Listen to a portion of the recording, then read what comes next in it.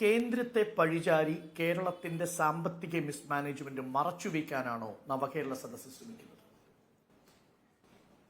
കേരളത്തിന്റെ പങ്കെന്താ? ഒന്ന്, അവരുടെ നികുതി നന്നായിട്ട് പിരിക്കാം. രണ്ട്, ചെലവ് നിയന്ത്രിക്കാം. അതുകൊണ്ട് നിൽക്കുന്നില്ലെങ്കിൽ വേറെ ആരാണ് ഉത്തരവാദി? സംസ്ഥാനത്തിന്റെ നികുതി വരുമാനം കഴിഞ്ഞ 2 വർഷം 22% വെച്ചാ വർദ്ധിച്ച് റെക്കോർഡ് വർധനയാണ്. ചെലവാണെങ്കിലോ കഴിഞ്ഞ വർഷം മുൻവർഷത്തേക്കാൾ ഏതാണ്ട് 5-6% കുറവാ. അബ്സല്യൂട്ട് ചെലവ് നിയന്ത്രിച്ചിട്ടുണ്ട്. എന്നിട്ടും കാര്യം കൈവിട്ടു പോകുന്നതിന് എന്താ കാരണം? കേന്ദ്രത്തിൽ നിന്ന് തരേണ്ട വരുമാനം ഗണ്യമായിട്ട് കുറഞ്ഞു. കേന്ദ്രത്തിന്റെ വായ്പ, അനുവദിക്കേണ്ട വായ്പ പാതിയായിട്ട് വെട്ടിക്കുറച്ചു. ഇതെല്ലാം വേറെന്ത് ഉത്തരവുണ്ടാവാൻ?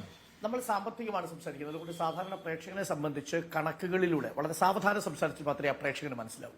അങ്ങ് പറഞ്ഞതുപോലെ നികുതിയുടെ വരവിൽ ഒരു വർധനവുണ്ടായി 22%. റവന്യൂ ചെലവിൽ കുറവും സംഭവിച്ചു. ഇത് രണ്ടും സംഭവിച്ചാൽ മിസ്മാനേജ്മെന്റ് എന്നല്ല പറയേണ്ടത്, എഫക്റ്റീവ് മാനേജ്മെന്റ് എന്നാണ് പറയേണ്ടത്. അതെ, നിശ്ചയമായിട്ടും. കാരണം കൈവിട്ടിട്ടില്ല. സംസ്ഥാനം ഈ 22% വെച്ച് ഒരു 6-7 വർഷം നികുതി വരുമാനം വർദ്ധിക്കട്ടെ. കേന്ദ്രം പാലം വലിച്ചില്ലെങ്കിൽ സുസ്ഥിരമായിട്ട് തീരും. ചെലവുകൾ വരുമാനത്തിനനുസരിച്ച് നിയന്ത്രിച്ചു പോകണം. അതായത് 5 വർഷം ഇതേപോലെ നികുതി വർധനവ് നമുക്ക് നിലനിർത്താൻ സാധിച്ചാൽ കേന്ദ്രം മറ്റൊന്നും ഇടപെട്ടില്ലെങ്കിൽ നമ്മൾ സുസ്ഥിരമാകും. അതാണ് ഞാൻ ആദ്യമായിട്ട് മന്ത്രിയാവുന്നത് 2006. 2006 മുതൽ UDFന്റെ 2 വർഷം 2013 വരെ 20% വെച്ച് നികുതി കൂടി. കേരളത്തിന്റെ കമ്മി, കേരളത്തിന്റെ കടബാധ്യത എല്ലാം താഴേക്ക് കുറഞ്ഞു വന്നു. നമ്മൾ ഫിസ്ക്കൽ സ്റ്റെബിലൈസേഷനിലായിരുന്നു. അത് പിന്നെ മാറിയത് നമ്മുടെ നികുതി വരുമാനം ഇടിഞ്ഞപ്പോഴാണ്. 10% ഈ നികുതി വരുമാനം. കാരണം നമ്മുടെ എൻട്രി ടാക്സ് പോയി. എൻട്രി ടാക്സ് പോയതോടുകൂടി പുറത്തുനിന്ന് വരുന്ന ചരക്കുകളുടെ മേല് നികുതി ചുമത്താൻ നമുക്ക് പ്രയാസമായി. ഇപ്പൊ GST വന്നപ്പോൾ ഒരു മാറ്റം വരുന്നുണ്ട്. എന്നുവെച്ചാൽ പുറത്തുനിന്ന് വരുന്ന ചരക്കുകൾക്ക് പുറത്തു കൊടുത്ത നികുതി നമുക്കിവിടെ കിട്ടും. അതോടുകൂടി അത് ഫലപ്രദമായി കഴിഞ്ഞിട്ടുണ്ടെങ്കിൽ നമ്മുടെ നികുതി വരുമാനം ഗണ്യമായിട്ട് വരും എന്നാണ് ഞാൻ വാദിച്ചിട്ടുള്ളത്. GSTയുമായി ബന്ധപ്പെട്ട് അങ്ങ് ആദ്യമേ എടുത്ത നിലപാടിൽ തന്നെ ഉറച്ചു നിൽക്കുന്നു. GST കൃത്യമായ സോഫ്റ്റ്വെയർ അപ്ഡേഷൻ വഴി കൃത്യമായ നികുതി പിരിച്ചെടുക്കുകയാണെങ്കിൽ ആത്യന്തികമായി കേരളത്തിന് ഗുണകരമാണ്. എന്റെ ഒരു നിലപാട്, സംസ്ഥാനത്തിന് ഉണ്ടായിരുന്ന നേരത്തെയുള്ള സ്വാതന്ത്ര്യമെല്ലാം പോകുന്നു പുതിയ നികുതിയൊക്കെ ഏർപ്പെടുത്താൻ.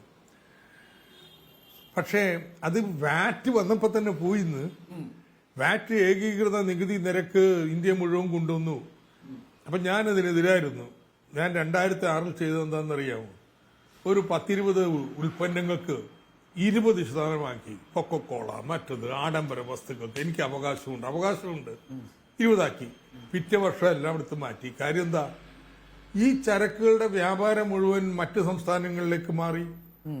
കൊക്കക്കോള മാറിയില്ല, ബാക്കിയുള്ളതെല്ലാം ഫ്രിഡ്ജ്, മറ്റ് ആഡംബര വസ്തുക്കളൊക്കെ അവിടെ നിന്ന് മേടിക്കാൻ തുടങ്ങി. അപ്പൊ വാറ്റ് മുതല് നമ്മുടെ ഇഫക്റ്റീവ് മാനൂവറിങ്ങിനുള്ളത് കുറഞ്ഞു. ചെറിയ മാറ്റങ്ങൾ വരുത്താനേ പറ്റത്തുള്ളൂ. അതായത് ഞാൻ അതിനകത്തൊരു അക്കാഡമിക് ചോദ്യം ചോദിക്കുന്നത്, ഫിസ്ക്കൽ ഫെഡറലിസത്തിന് ഗുണകരമാകുന്നത് GST ആണോ, അതല്ല GSTക്കും വാറ്റിനും മുമ്പുണ്ടായിരുന്ന നികുതി സമ്പ്രദായം? ഫിസ്ക്കൽ ഫെഡറലിസത്തിന് ഗുണകരമാകാം. ആ ആസ്പെക്ട് നോക്കിക്കഴിഞ്ഞാൽ വിൽപ്പന നികുതി തന്നെയാണ്. അത് വേണമെങ്കിൽ മോഡിഫൈ ചെയ്ത് വാറ്റാക്കി.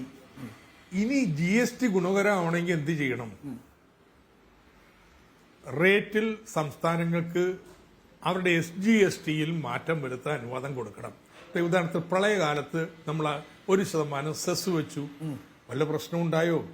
അതുപോലെ എല്ലാ സംസ്ഥാനങ്ങൾക്കും 1%-നുള്ളിൽ നിന്ന് അവരുടെ SGSTയിൽ മാറ്റം വരുത്താൻ കുറച്ച് അനുവാദം കൊടുത്തിട്ടുണ്ടെങ്കിൽ അത് കൂടുതൽ ഫെഡറൽ സിസ്റ്റത്തിന് അനുഗുണമായി. അതായത് ഇപ്പോൾ GST വാറ്റ് വന്നതോടുകൂടി നേരത്തെ ഉണ്ടായിരുന്ന വിൽപ്പന നികുതിയിൽ ഉണ്ടായിരുന്ന ഒരു ഫിസ്ക്കൽ ഫെഡറലിസത്തിന്റെ ഭാഗമായി സ്റ്റേറ്റിനുണ്ടായിരുന്ന ഒരു സ്വാതന്ത്ര്യം നഷ്ടപ്പെട്ടു.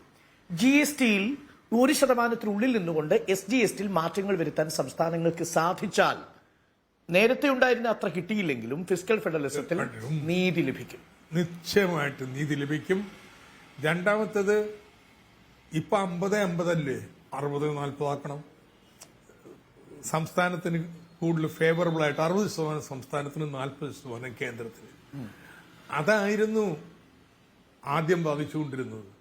അതായിരുന്നു എംപവേർഡ് കമ്മിറ്റി 2009 വെച്ച നിർദ്ദേശം. പിന്നീട് അത് മാറി. അപ്പൊ ഞാനിപ്പോ എല്ലാം GST വേണ്ടി ബാധിച്ചു എന്ന് പറഞ്ഞു. ഞാൻ മന്ത്രിയായപ്പോ GST ലോക്സഭ പാസ്സാക്കി കഴിഞ്ഞു. അപ്പൊ പിന്നെ അതിനെ അനിവാര്യമായിട്ട് വരാൻ പോണ നികുതി എതിർത്തുകളൊക്കെ അല്ല വേണ്ടത്. അതെങ്ങനെ കേരളത്തിന് ഗുണകരമാക്കാം?